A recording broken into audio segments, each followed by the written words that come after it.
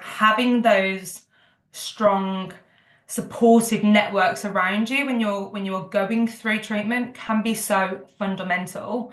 And, surprisingly, even though you would think, people rally around, and often they do, but many patients that I've worked with and clients that I've worked with will still say that they feel lonely, even when surrounded by friends and family, because, they might not want to burden their loved ones, or they might not want to really share how they're feeling. And so that's why being really intentional about who you have in your circle, who those key people are that you go to, how you communicate your needs can really make that big difference in terms of processing of what you want to say. And so one of the things that I really encourage people to do is identify key roles in their support network. And so, not everybody will offer the same kind of support, and that's okay.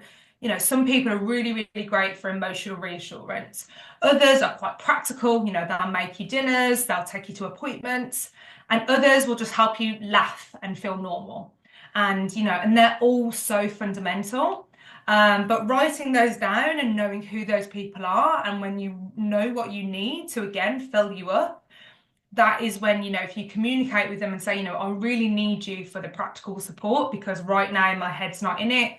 I really need you just to make me feel normal and just to have a laugh. I don't want to talk about my cancer today, and just be really clear with them. And communication is so key. And so, most patients again struggle to express what they really need, whether that's space or encouragement or just someone to sit with. So I just often say, try and have, some simple phrases and let those people know what you tend to want from them, to make it really clear when you're setting those boundaries and when you are, just saying, not right now, I need you to be like this. So I guess that's your personal support system.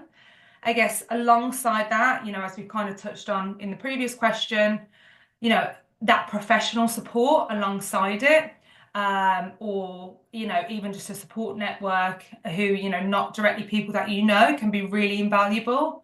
So again, therapists, counselors, cancer coaches, support groups, even online networks and forums, can really provide that safe space where you don't have to filter your emotions.